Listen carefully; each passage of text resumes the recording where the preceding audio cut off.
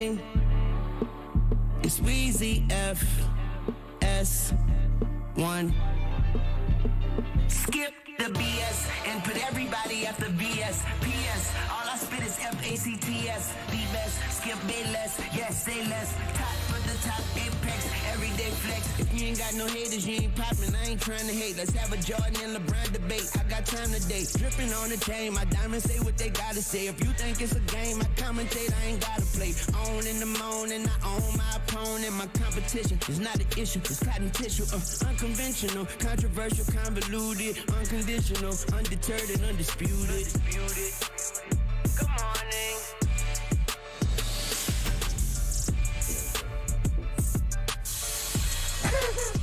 Good morning. This is the new Undisputed, and it is time to skip the BS. You can hit us up right now at #UndisputedLive with your comments, pro or con.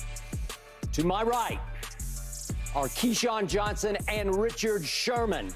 To my left, not to be confused with left out, is the man of many, many words, Michael Irvin. I hope you guys have recovered from yesterday because this ain't the preseason anymore.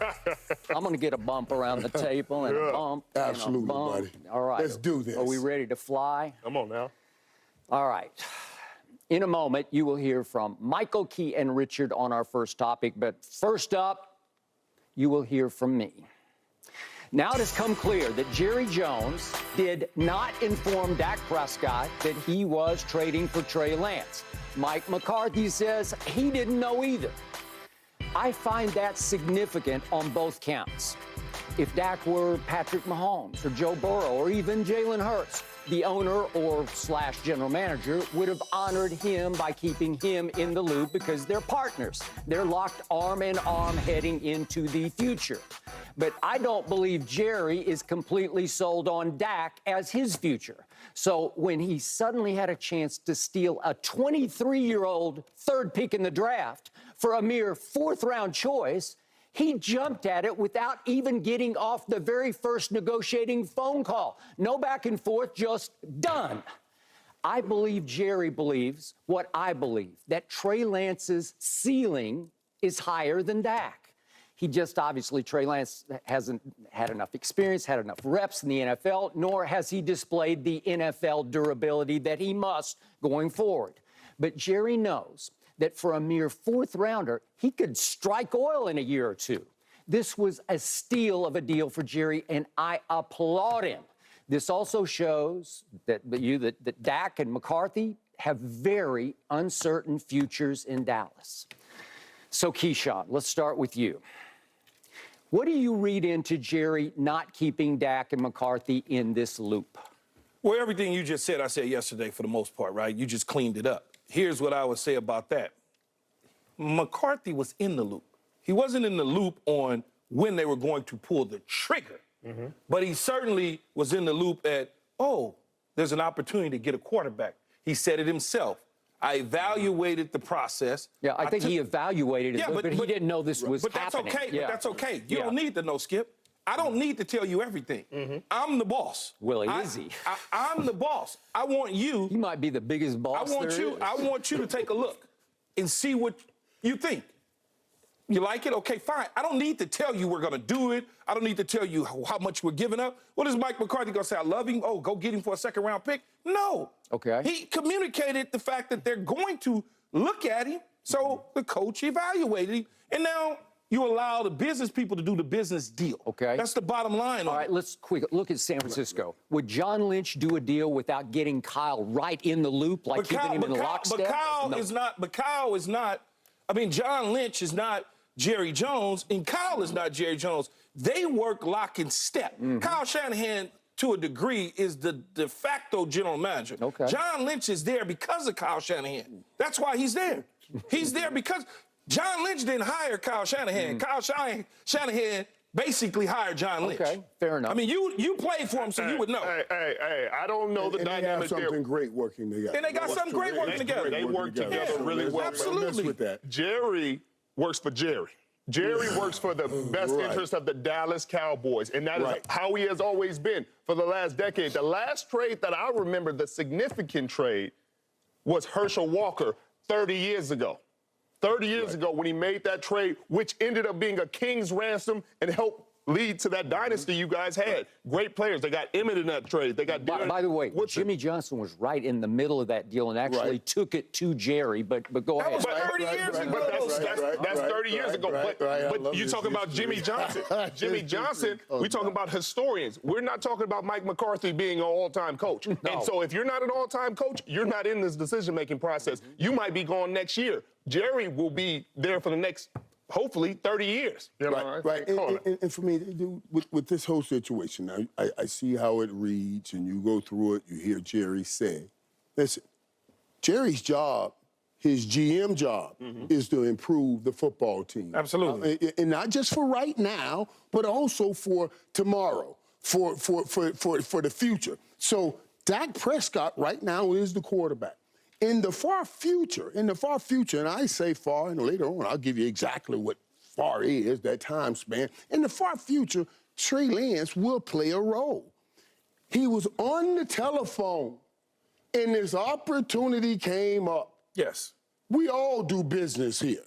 We know business is time sensitive. Yes. And you got somebody on the phone. We hear it all the time when people, hey, they got him in the building. Don't let him out the building. This was the same situation. They had Trey in the building talking on the phone. At least they had the 49ers on the phone. And you make that deal for a fourth round. You don't have time to text that, to call McCarthy. You make that deal because you know for the future, this can help the football team. He clearly said it's not right now. It's for the future. I have no problem with him not connecting with those guys before he made that decision. Would you immediately then pick up the phone and call Dak Prescott and say, hey, I had an opportunity here. It is no reflection on you whatsoever. He did not make that phone call. After the fact? Yeah, like a minute after the fact, before it hits Twitter or whatever it's called. I'm busy doing a million different things. Skip, you know this. You know Jerry Jones is busy doing a million different things. Every time I make a transaction, I don't have to call the position to let them know. Whether it's my starting quarterback,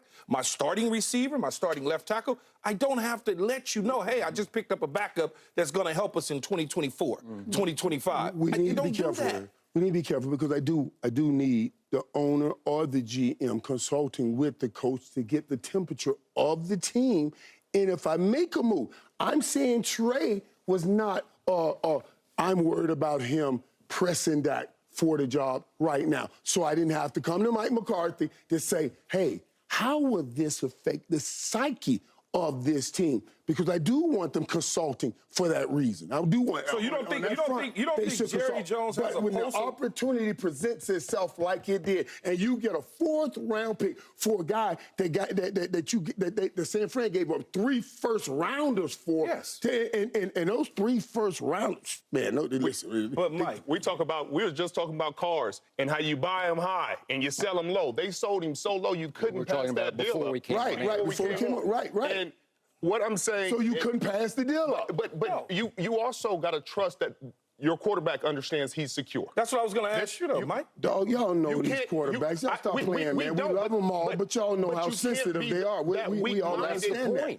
That's what we're saying the same thing. I'm saying a third-string quarterback is coming in, and you're feeling so insecure that I got to call you and say, hey, don't worry, Dak. No, and Dak isn't. It's okay. He's not. And Jerry knows that. So Jerry's not calling him. And Dak isn't. And Dak isn't, and he didn't call. But I understand what Skip is saying. Now, if you're bringing in somebody that can threaten that right now, then I'm with it. Now, we can get to this ceiling stuff that Skip has laid on this table. What about how the ceiling? Carl Lewis had a higher ceiling than me, but you better not put him on a football field. You see what I'm saying? He can run, he can out jump, but you better not put him on a football field. He's going to get hurt. Yes, they did. That's why I used it. Yes, they did. They almost signed him. And he had a high ceiling, but he better not get on that football field and Ronaldo Nehemiah You basically alluded to the fact that Jerry needs to communicate with Mike McCarthy. Yes, he does. To understand the pulse of the team. Right. You don't think Jerry understands the pulse of his own team? Of course he does. You know that. He's in that locker room. He talks to those players. He's there every single day. He knows the psyche of each individual player on that team, along with Stephen Jones, along with the other individuals in the executive office. So he doesn't need to necessarily go to them to communicate, I'm pulling the trigger on a particular position. That's my only thing. Let me tell you why, in this one time, I would push back on that. We just made a change. You took out offensive coordinator Kellen Moore. Now he's gone. Mike McCarthy and Dak now is making this connection. When I talked to Dak, Dak said, he said, this has been good, Mike. This has been the right decision. I really do believe it's been the right decision. So they're making a bond. I don't want Dak thinking now, oh, I thought you and I were doing something, Mike. Now you're around here behind the back with Jerry doing something. You see what I'm saying? That kind of psyche, I want us to be careful with while they're working on their bond. Come on, Keith. No, if he's that weak, anybody don't know weak mentally. Those words are going to be thrown around with Dak Prescott. Keith Sean said Dak Prescott weak mentally.